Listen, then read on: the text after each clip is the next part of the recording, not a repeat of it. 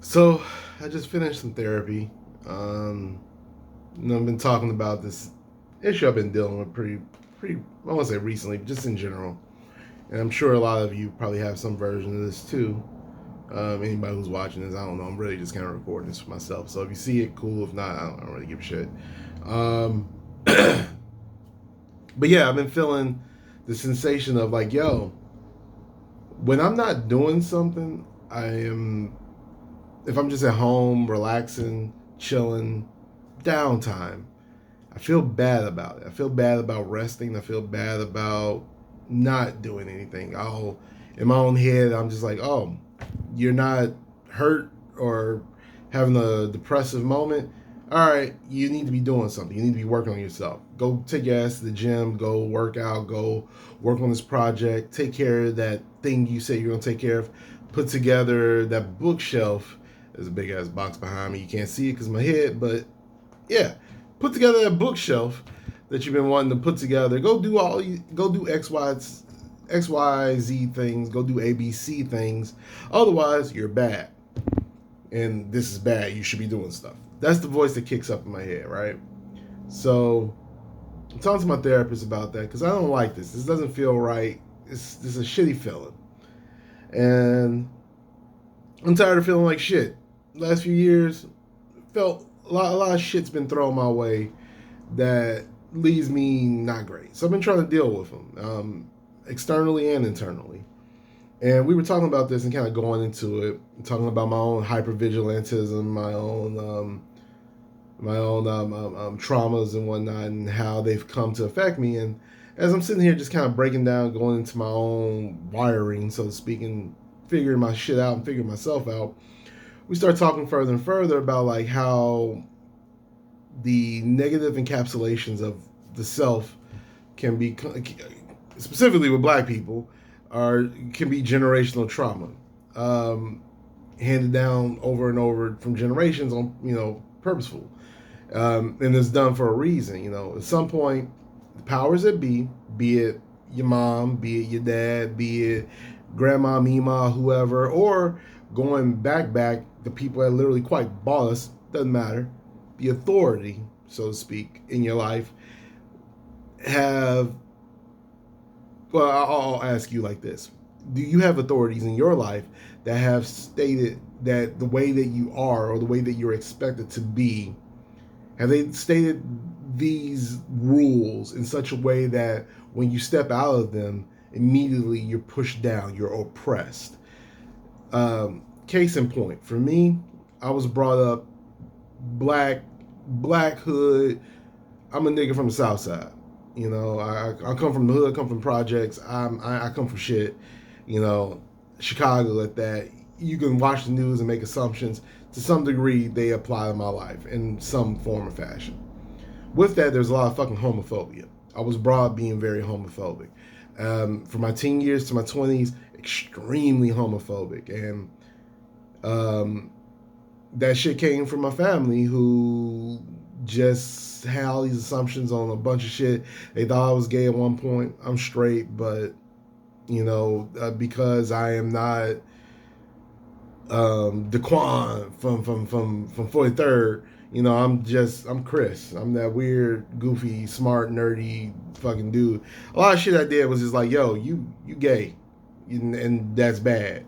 And I'm like, I ain't gay, and so I had to do a whole proof thing of like, I ain't gay. See, I ain't all that nonsense, which fucking affected a lot of people that I came into contact with in negative ways, and it affected me negatively. So with that though, one of the aspects of myself that was oppressed in that assumption or association with um, gay shit, we'll just say, or queer identity, or whatever you want to label it. Throw whatever better labels you want to on. I don't care.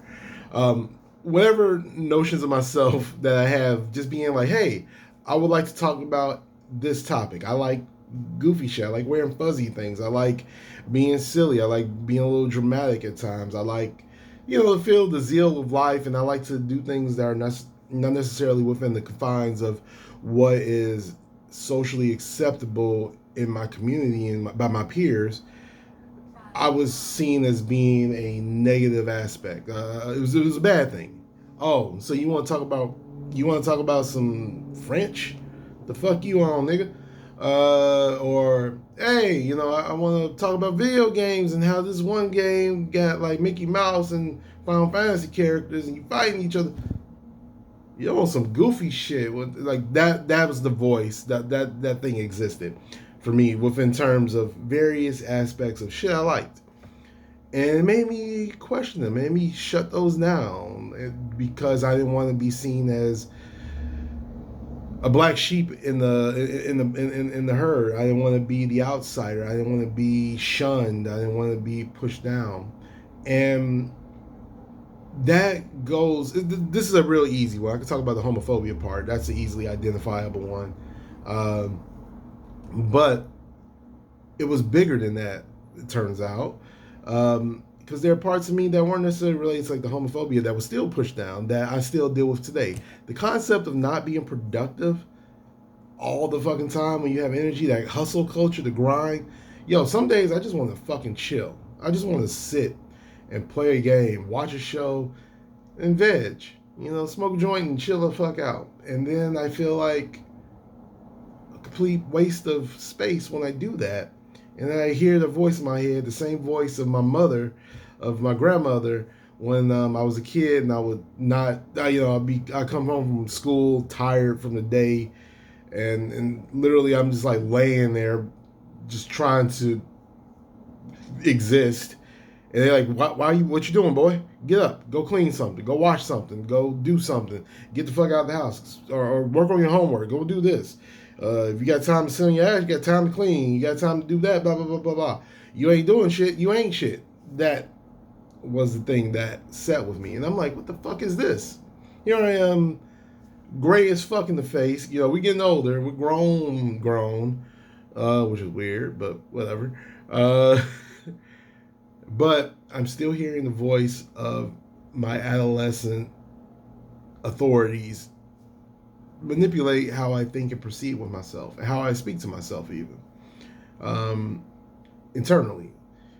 And with that, I'm just like, what the fuck? Where is this coming from? And I think about my mom. I think about my family. I think about my hoods. I think about all that shit and how foundational and how much of a part of my tapestry that aspect has been, woven into. And with that, I look back at my mom, I look back at my family, and I'm like, man, why the fuck they do that? And it's real easy. It's like, oh, well, they did that because they didn't know any better. They learned that from their parents, and their parents learned it from their parents. And you can keep tracking it back to the point where it's like, okay, well, great Mima, who's she learning from? Well, we can't say it was her parents because she was sold. She was bought and sold to some. You can do the math. So that line kind of comes to a certain point. It's like, okay, if great Mima and Peepaw learned that in order to, whenever someone, there's a smoother saying, I don't have it right now, but whenever someone stands out, they need, there's a Japanese saying or something like that. Whenever that like one nail stands above the rest, you need to hammer it the fuck down. It's something like that. She learned that from the oppressors that literally did all they could to make her hold her place, to stay in her place as a slave, as a subhuman person existing in America, aka slavery.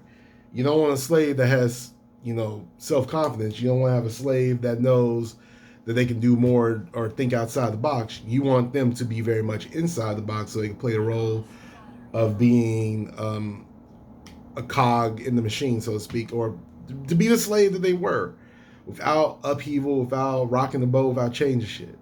So slavery gets abolished. Generations of children are born, and each generation learned the lessons from the previous one, and those lessons weren't necessarily always good. Like, sure, they were to help us survive, and I got a lot of survival instincts now, for certain, that I got from my family and passed down from me over the generations, thank goodness, but also the negatives of stay in your place. Don't be different. If you do, that's bad. If you're not working, you're useless. If you are able to rest, it's a problem. And if you think beyond what was taught to you, what was told to you, you are going against the grain, and that is a problem, and you shouldn't do that. If you exist beyond the definitions of what's predetermined to be, quote unquote, what is black, what is to be a man, what is to be productive, what is to be you, if you go beyond what the societal expectations of that, it is negative. And now I carry that with me, even though I am 1,800 miles away from where I was raised, from a world that served and didn't serve me at the same time. Even though all that shit's way the fuck gone in yesteryear, in a different place, in a different time, quite literally, I still carry that coffin on my back, ready to lay on it any given day, without even realizing it. And I guess what I'm saying here is I'm just kind of talking about it because it's shit. It's not something I was able to really think about before, quite literally, until really today, which is absurd because I'm damn near 40, but, you know, we work with what we got. And just kind of thinking like, yo, what does generational trauma look like? This is what it looks like. Waking up on a Monday, going to work, getting off work after a long, long day of work, getting off work, and sitting and watching the TV or playing the game, enjoying some dinner, pizza, whatever, and then feeling awful about doing it. Feeling like you're not doing what you should be doing, and feeling like you are letting down yourself, your family, by simply resting and relaxing and enjoying time that's not necessarily you being keyed up, nor is it a depressive moment, just a neutral flat zero of like, what you doing? Chilling. Feeling bad about doing that. And then that in itself is some generational trauma that I carry with. And dealing with that, how does it affect me? It's so hard sometimes just to be at peace. It's so hard at times just to not feel like I need to do more or I am not doing enough. It's negative self-talk. It's a constant berating of self in the quietest moments when not even the wind is blowing. There's that negative hammer of should, and what you aren't and what isn't. And from that, there's a tiredness, an inability to necessarily operate in the ways that I would like to, because I'm so fucking busy dealing with this mechanism that's been given to me. It's the only mechanism I have. It's the one that I was the only one I was taught. So how else can I, proceed with beyond with what I know? I haven't figured that out. Trying to figure it out, but I have to hold on to that while existing. I'm sure, I'm more than certain everyone has their version of this. I'm certain that women have their version. I'm certain that other dudes of different backgrounds have their versions of the expectations that they layer on themselves that they have to hold while walking through life. I'm sure some people have it harder than others. I'm sure some people have it weirder than others for certain. But I say all that to say it's a fucking joke. It sucks. It's some bullshit. But it's also something I think we as black people, we as Americans, we as humans don't really want to recognize that everyone's walking around with an anvil that they have to hold in some sort of way. Not to say some are heavier than others, not to say some are lighter than others, not to say they're all the same or different. We all got our shit that we gotta walk with, but we act like we don't. We act like the shit that we have on our backs is non-circumstantial to how we exist, and that's just simply not the case. We beat ourselves up.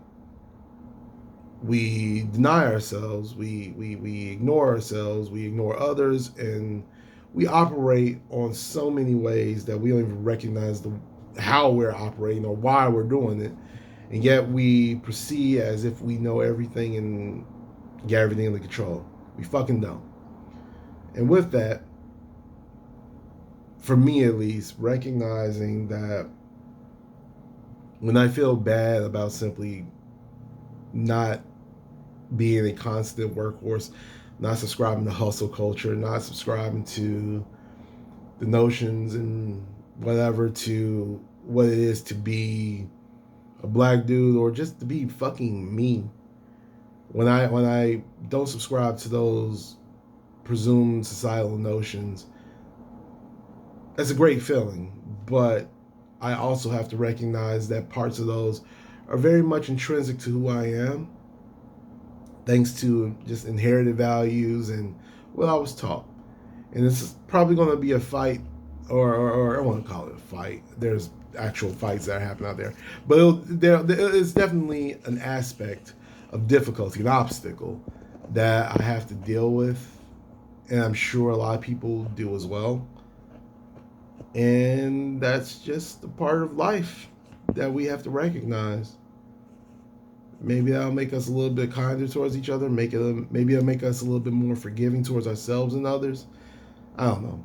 But for right now, all I know is I'm pissed the fuck off that I can't fucking chill because, one, capitalism, two, racism, three, familyism. I don't know, bullshit that your family just gives you. It all sucks. And it's very annoying, but also recognizing that while those things still exist, it's still my responsibility to address them because no one else will. And not with myself, at least. Anyway, this thoughts. I guess a video journal entry or some shit. I don't fucking know. I felt like doing this that way I can look back at it later and kind of go, hey, remember you were thinking about this thing? Well, there you go. So, there you go, Chris. Deal with that. I don't know why I'm flipping myself off, but anyway, that's it. Bye.